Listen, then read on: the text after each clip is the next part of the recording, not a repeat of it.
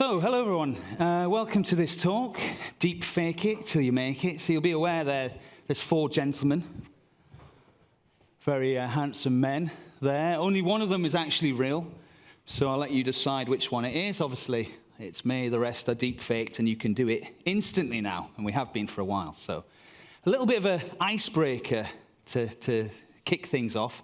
So when I was going to get this photo shoot, I actually went to a photo shoot to get this done. So I live in Finland. I live in a place called Vaasa. So I was driving down the road in Vaasa. It was November, and we had this. In Finnish, it's called ranta, but it's this sleet. It's this mix of ice and snow. I was driving down the motorway, not like a maniac. I wasn't breaking the law or anything, but I was driving down the motorway, and I got this flash, and I was like, oh, what was that? What was that flash? And the first thing that went through my head, I thought, oh, it's a meteor. But it was actually a speed camera. So hence the furrowed expression on my face. The whole photo shoot, it's all I thought about. Oh, God, because in Finland, you get ridiculous fines for it. I was like, how could I be so stupid? But 2 months down the line, I'm going to show you a picture that I received in the post. I don't know if you do this in your countries, but if this works now. Yeah, here we go. All right, I got this. I got this photo in the post, and I'm not on amphetamines there. I got a lot of mickey taken out of me from my friends, and I'm using it as content now, but I don't know if it was worth 180 euros. So in my previous talk that I did around deepfakes, I said that I'd given this photo to AI. This was 8 months ago, and I said, can you do something with this AI? And it didn't do anything. But now, I did it the other day, and this is what it came up with. So it enhanced this is the Gemini model doing this. It enhanced the picture pretty good. And the need for speeding, he never saw the camera coming. So there we go. That's just a little icebreaker. So on to the show. So a little bit about who am I. So my name's Ross Bailey. I've been in IT for over 20 years now, nearly 25 years, I think it is, amazingly. And another little icebreaker. So widest face on Google search. You might have seen that in my bio. I don't know if I'm still putting that on there. But what that means is, if you put my name, Ross Bailey, into Google search, you'll find lots of other Ross Baileys a lot more famous than I am. But if you put Ross Bailey OT cybersecurity, you'll find an article in Manufacturing Today, which ironically was written by artificial intelligence. And so was the aspect ratio. So I got a lot of stick from my friends saying I look like Stewie from Family Guy. So that's the context for that. And I'm a cybersecurity expert, so make of that what you will. And I like to help us all become a little bit more cyber safe. And I think we all should have a motto to live by. And my motto is that we're all part of the cyber team. It's just some of us get paid a little bit more for being in the real team. So a little joke there. And I'm a sci-fi, retro, and futurist enthusiast. And you can check out my website, bossrayleigh.com. And I only had that because rossbailey.com was not available. So it's just a nice play on the words. So, and this is the sort of thing you can do with AI also. It's quite amusing. Why not? Okay, onto the subject. Why am I talking about AI? I don't know if anyone recognizes the other bald gentleman, another bald gentleman to another recognizes that one. That's Sir Clive Sinclair. I got told off last time because I just called him Clive Sinclair. Someone came up to me and said it's actually Sir Clive, or was Sir Clive Sinclair. So back in 1981, I remember getting this pack. It was a computer you actually built yourself, a ZX81. You know, you actually constructed it, and it had 1K of RAM, and it had a 1.25 megahertz processor. Mind-boggling. And it had this membrane keyboard, if you remember, and you used to get these magazines, and you type out in BASIC, and it'd be a really rubbish game, and when you turned it off, it was gone. But that cemented in me this love of computers. And then the 48K came out, and you got games like The Hobbit, which was fantastic. You know, it was kind of like prompt engineering.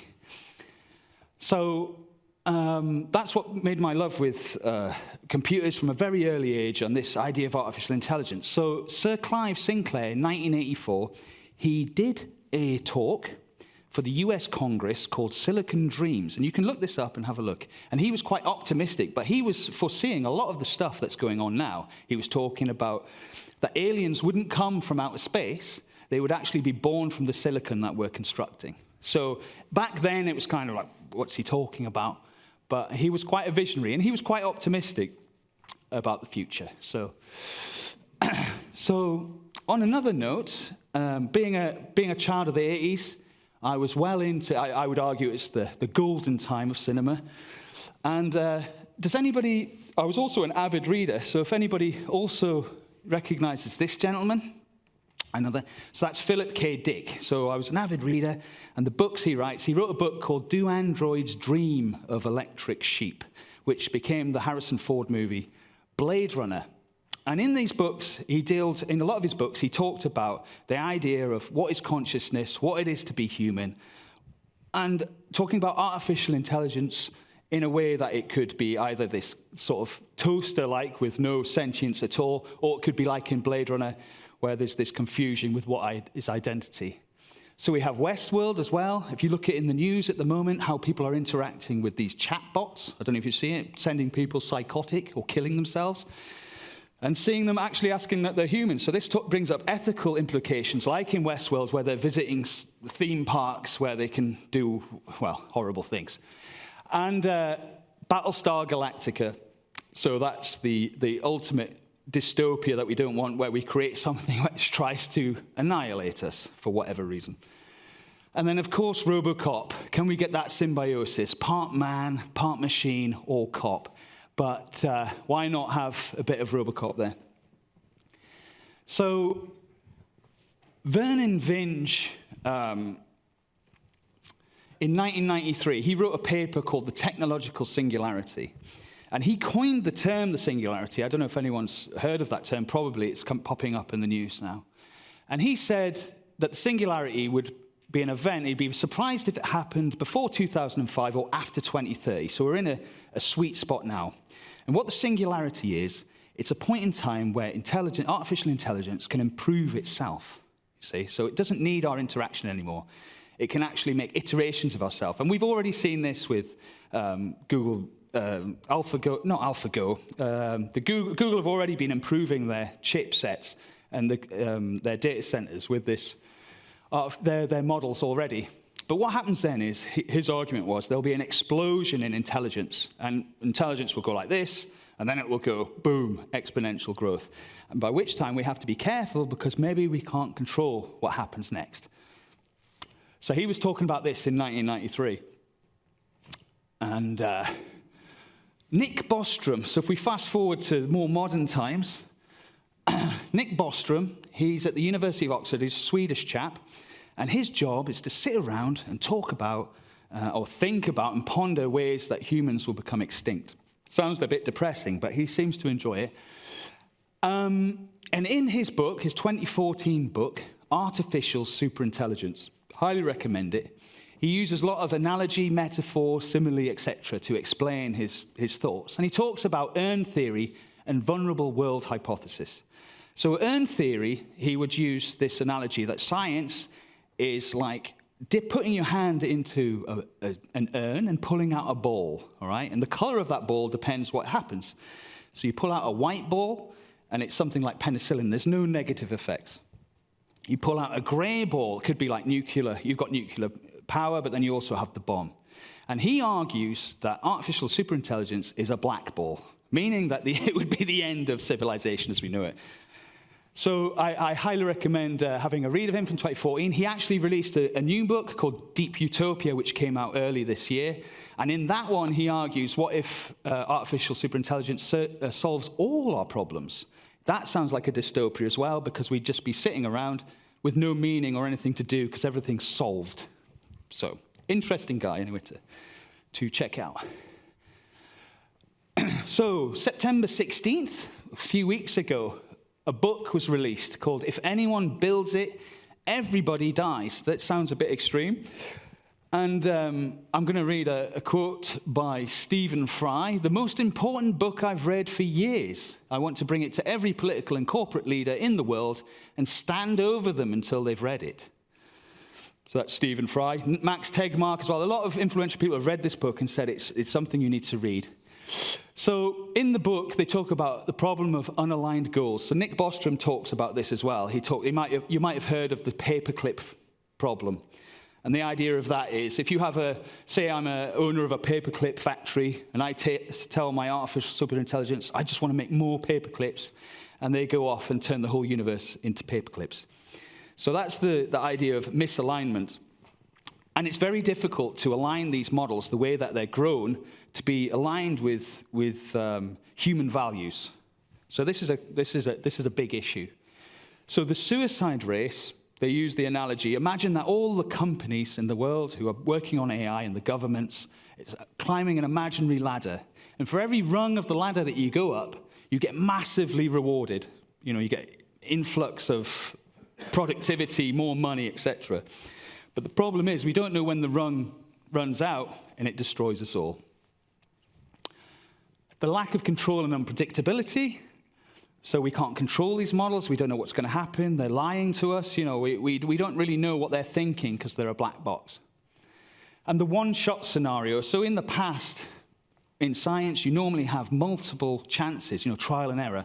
With this, you only really get one shot to create. Once you create artificial superintelligence, it's a one-shot. And their call is to halt development, to talk to your political leaders, etc., and really pull in the reins on this technology. So the AI Digest, which is another site, I think we'll share the material after this so you can go away and peruse these documents. So Moore's law, which was coined in the 60s, I think it was the number of transistors on a CPU will double every 18 months or something like that. So exponential growth. We've seen that with CPUs. It's bonkers compared to how fast it's went. So there's a Moore's law for AI as well. So the way that they look at this, it's done by the METR group, which is the Model Evaluation and Threat Research Group.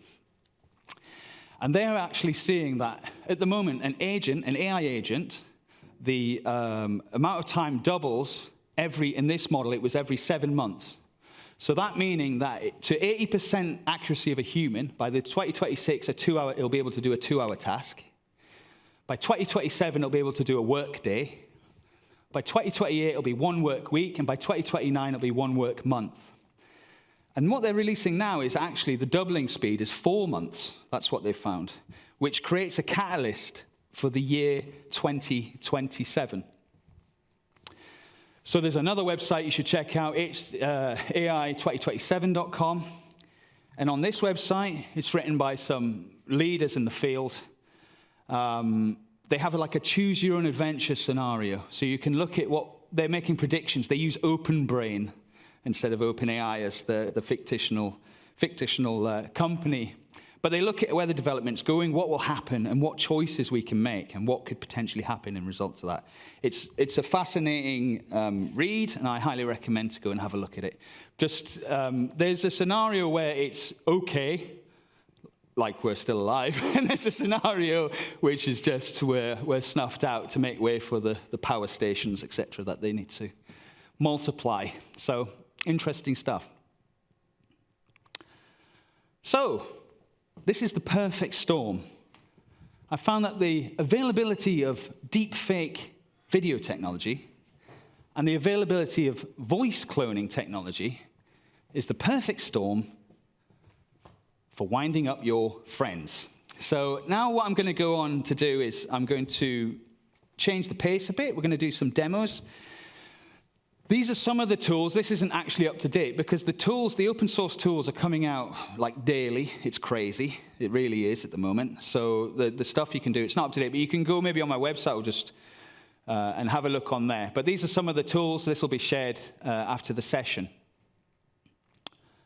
I don't know why. Okay. Now you might notice a familiar face. So my friend Warren here, he's actually in this picture. So he's one of the people that was subject of my wind-ups with voice cloning, and this is the first time he's come to see me actually perform live. So thank you, Warren, for coming. And this is something that I did back it would be a year and a bit ago. It was Warren's birthday, so I thought, oh, right, okay, I'm doing this voice cloning stuff. Surely there must be something amusing that I could do. And as you know, we're into these 80s films, especially the Rambo films. It's one of the things we can quote to each other amongst other films, RoboCop, etc. So I thought, oh, it would be funny if I could do a voice like Rambo and ring him up and give him some kind of message. Yeah. So this was like a year and 2 months ago. So back then, you'd use something called RVC, which is the GitHub is there. And the way that works, you get 2 minutes of someone's voice. You can actually use a minute and double it up. And then you train it on a GPU, either in RunPod or on your local machine. That takes a few hours, but then you get a couple of files, and you can use that to just convert your own voice, whatever you say, to that person within reason. You have to trial and error a little bit. So this is my voice, just me talking. You know what they say that I've heard people saying about you, Colonel Troutman, Big John. All right, it's not so interesting me talking, but you want to hear the... So this is as Sylvester Stallone, my message to him. You know what they say that I've heard people saying about you, Colonel Troutman, Big John, or all of these people, but hey man, it's your birthday, Warren.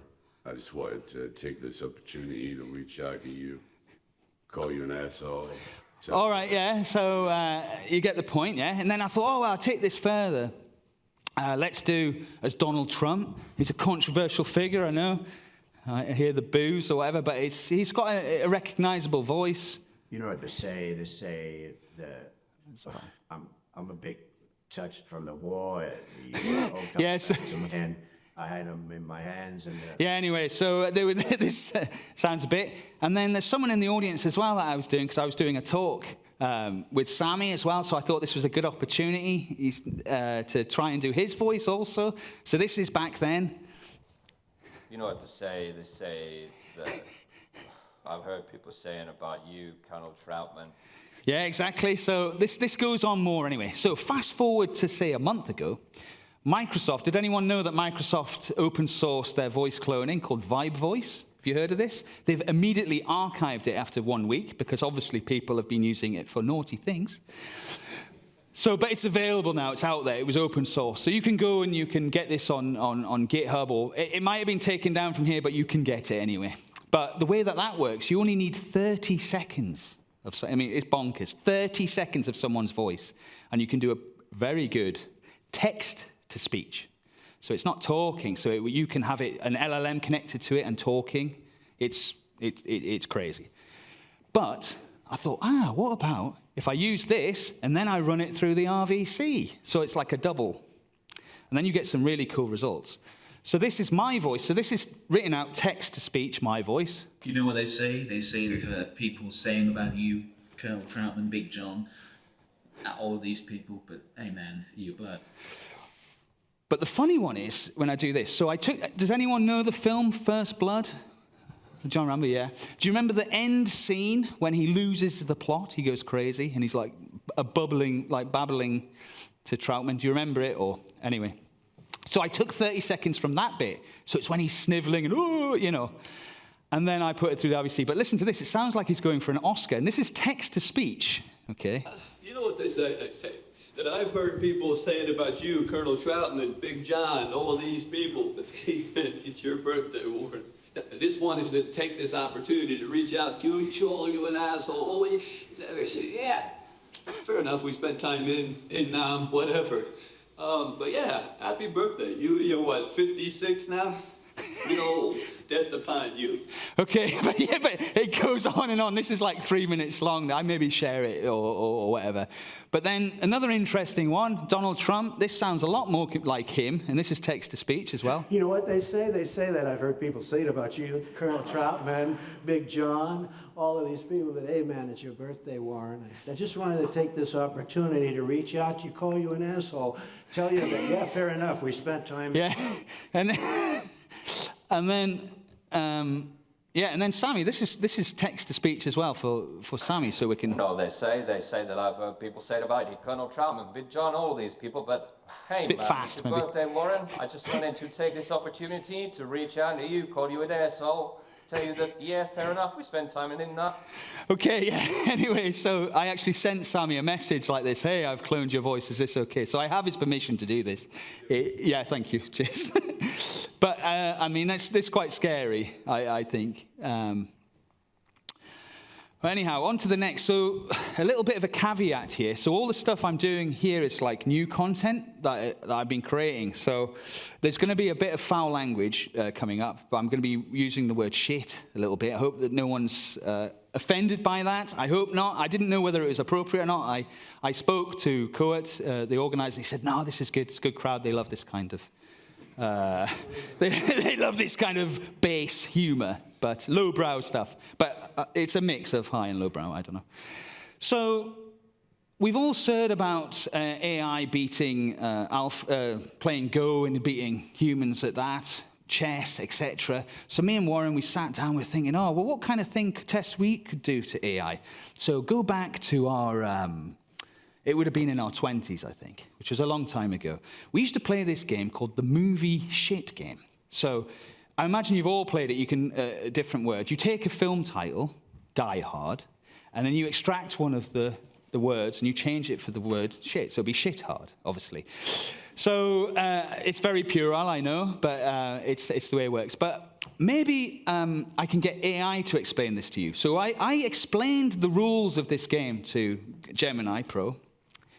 And I said to it, oh, yeah, you like this game? And then I said, I tell you what, tell me back the game to me in the style of Sammy Liho.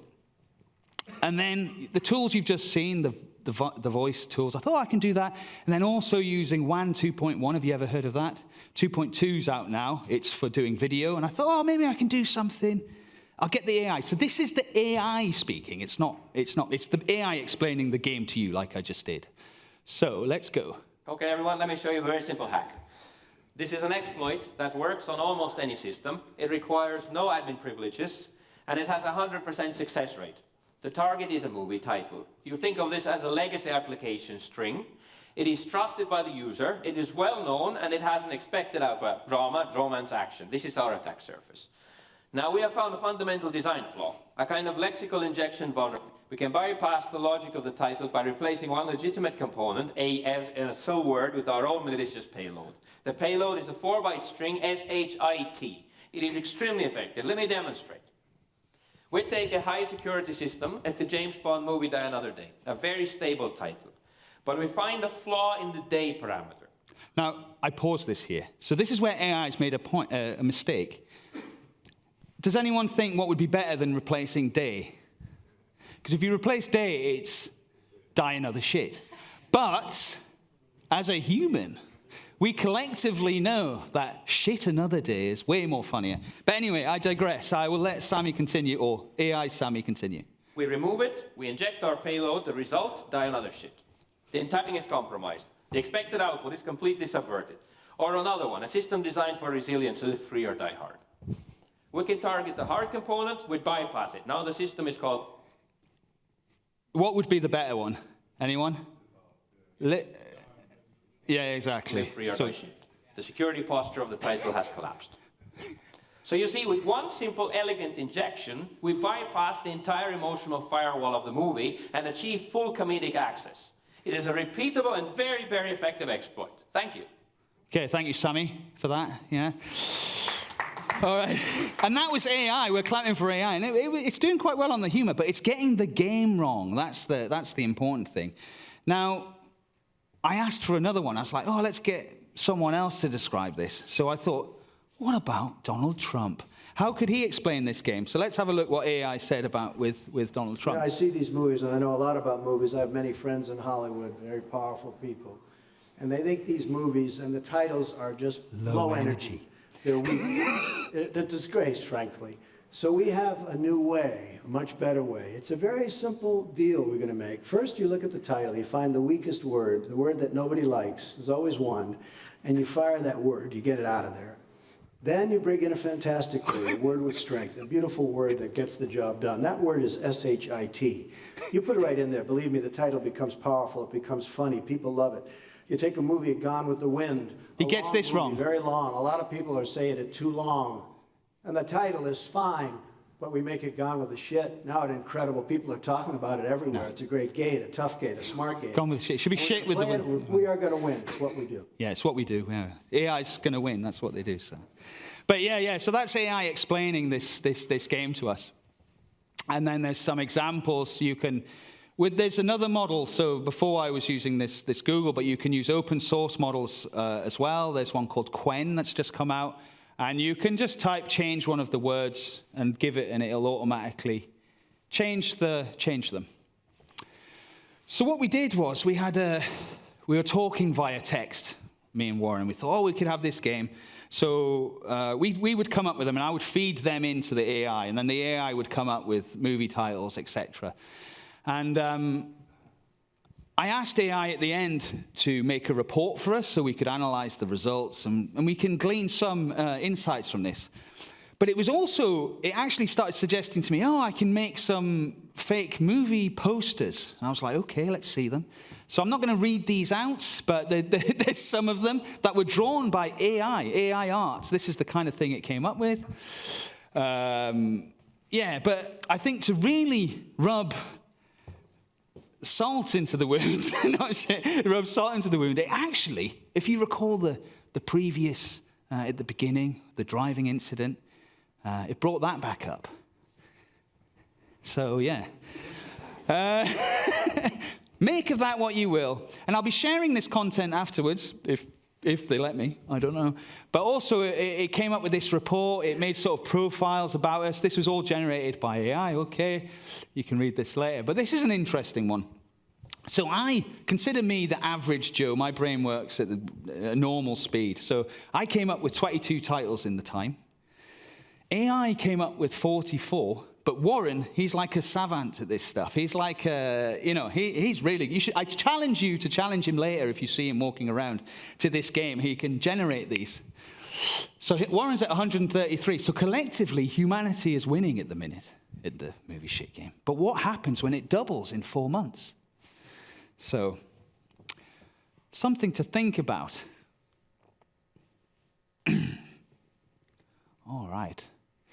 It also generated this report, which I think is wrong, which was the top 10 picks. This is all chosen by AI. I'm not going to read them out, but you can see some of them. But me and Warren, we had a important meeting this morning to discuss this, and we were looking at the spreadsheet with all these things in, and we don't agree with these. Warren, do you have any favourites that are not in the list? I've been British. I'd have gone a lot more Bond films. Yeah. On Her Majesty's Secret Shit. Yeah, shit finger. Shit, you only shit Go, twice. you only shit twice. Yeah, exactly. And they're not even in the list. So we're winning. Quantum of Shit. Oh, it's Quantum of Shit, yeah? Oh, shit finger is there. The hills have shit. Oh, yeah, there is quite a few of them. The Shit Warrior, what's that? I don't know. Ninja Warrior or something. I don't know. The what? Road Warrior. Gibson, yeah. Road Warrior. Okay. See, told you he's very good at this. All right, on to the next demo. So I need to check the time. So we've got 15 minutes left, which is good, because I was a bit worried about the time. Because the way that this works is I have multiple demos, and I did a dry run of putting all the stuff together, and it's like an hour and a half or something. And don't worry, you're not going to be subjected to this. So this is the new parts. So now I'm going to move on to the area of AI slop. So all of us are familiar with it, all this stuff being generated now, and it's rubbish, like music and things. Some of it's good. The Many Men by 50 Cent, I don't know if you heard the Motown mix of that. It is actually quite good. But, I'm going to demonstrate that now. So let's switch to my screen. The guy gave me a tip on how to do this. Let's see if that works. Duplicate my screen. And then if I go, that's something I was actually just working on. AI took my job. That was just a picture of me with my dog. That was something that we were just looking at just now. So there's this ACE step, which runs locally on your computer. And what you can do is you can select a genre of music, for instance, heavy metal. And then what I've done is I vibe coded a lyrical deepfake engine. which can suggest songs and suggest themes, but you have to start with one or the other. So has anyone got a theme that you would like to create a song about? App management. That's a. All right, here we go. App management. So we'll suggest some songs, and we can choose the best one that AI suggests in what song. App management. What's it going to be? It's thinking. All right, Should I Stay or Should I Go by The Clash. Control. I don't know that song. Under Pressure by Queen. Do you think Under Pressure, I think? All right, yeah. About app management. This is going to be interesting. So let's generate some lyrics. So it's now generating some lyrics. Imagine trying to do this yourself. It would be, let's do this. Come on.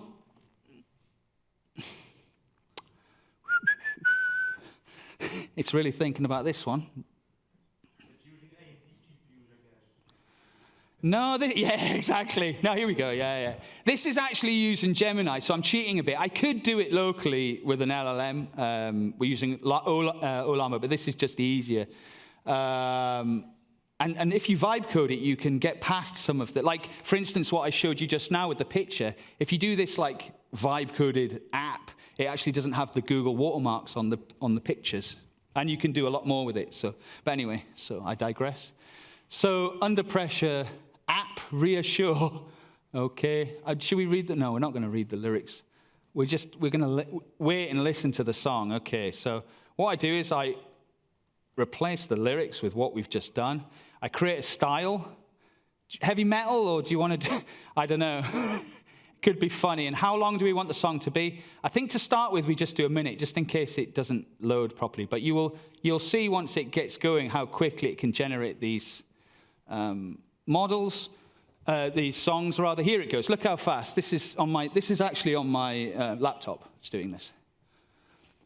So this is for 60 seconds of really bad music. So, but I assume sometimes I have some music later that you'll hear, which was generated, but I actually wrote the lyrics to that. But that's a surprise at the end. So let's see. Okay, it should have generated now. Be prepared. All right, you ready? I apologize in advance.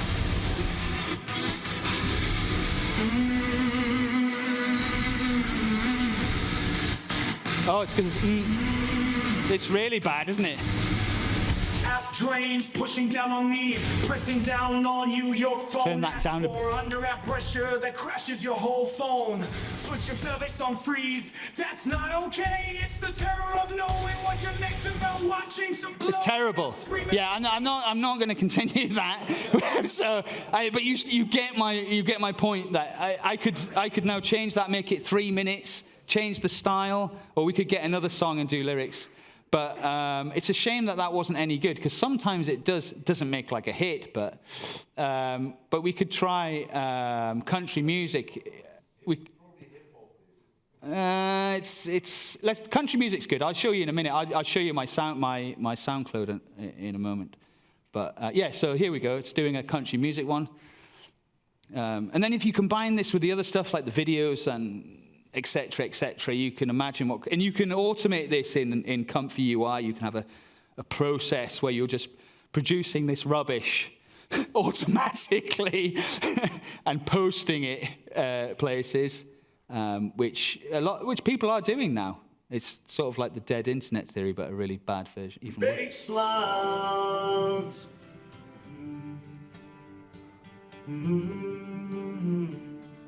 He sang bass line. App drains pushing down on me. This is more like Pressing it. down on you, your phone asked for. Under app pressure. Yeah, so you get the point. It's pretty awful. Anyway, let me go forward for one. So, I need to present this, don't I? Apologies. This is where I had problems.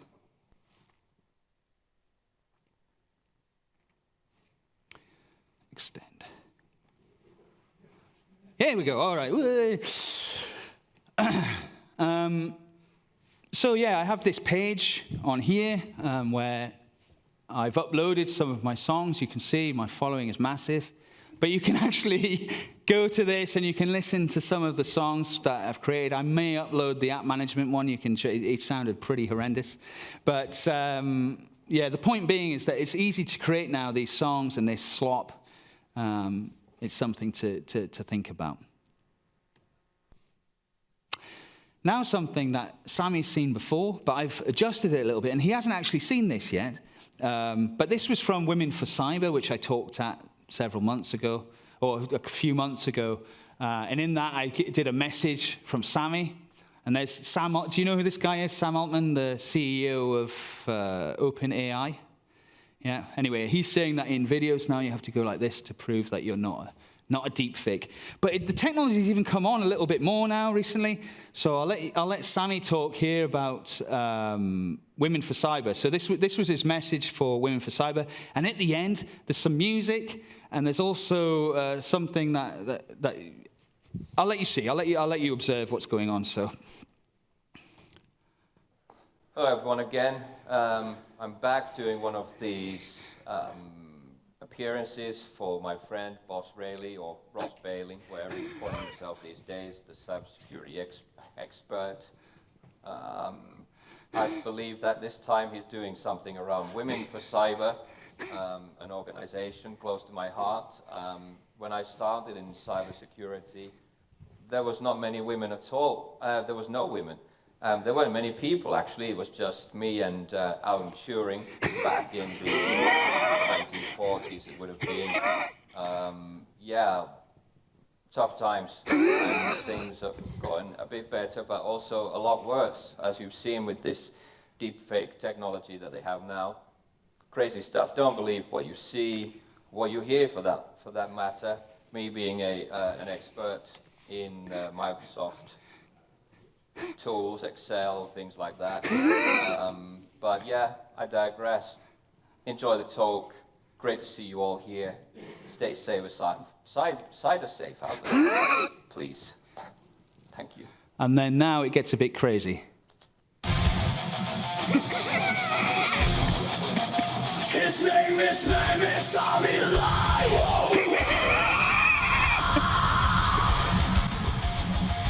He's running to the conference here, but... Excel, this is his tool. His name is Sami Lai. It starts getting really bonkers now. I can stop it if people want to...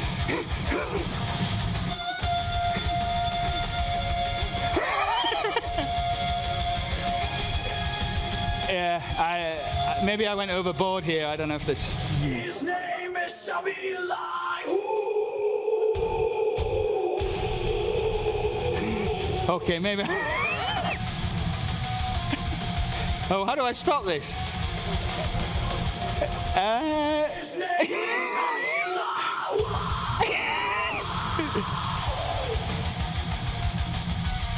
Okay. Oh, thank you. That's good that stopped. Apologies for that, Sammy. I didn't have time to give you the context for that, so I thought you might have, but yeah. All right. Not again, no. So, it's drawing to an end now. I do have some other demos we could do, but I've only got like 5 minutes. So there's some other stuff we do around. I suggest you have a look on YouTube. On my website, there's some stuff I do around deepfaking in real time using some of the tools as well. Also changing your voice and creating these, running these LLMs locally to create a profile for Tinder or something just to attract people.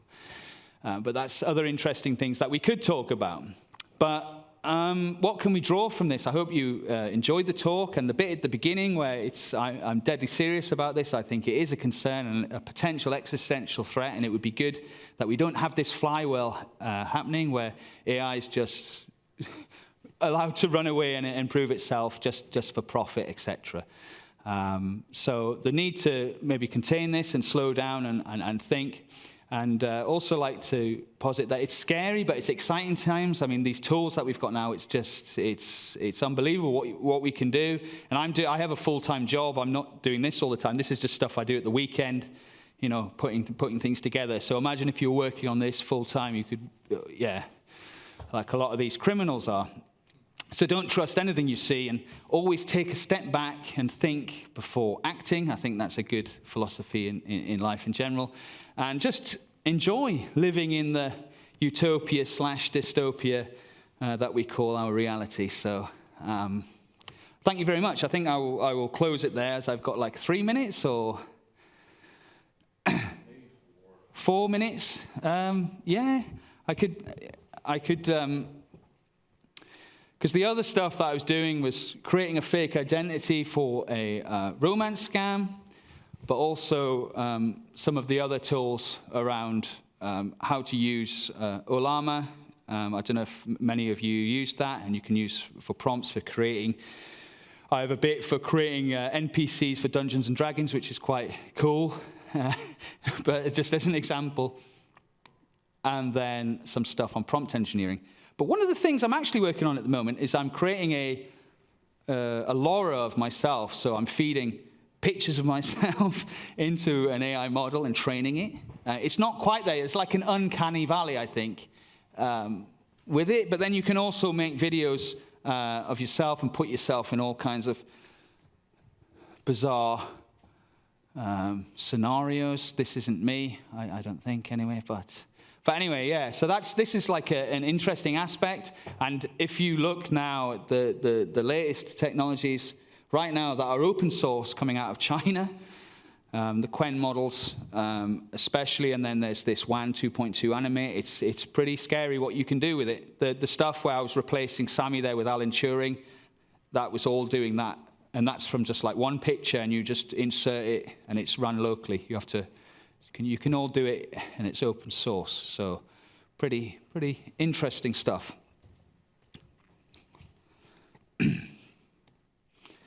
But yeah, thank you very much. Anyway, I think I'll end on that rather than continuing to do more demos. I think if I start loading other stuff up, I'm going to run out of time. So any questions or anything? I don't know if that's the format for this, but okay, no. But yeah, thank you very much. Cheers.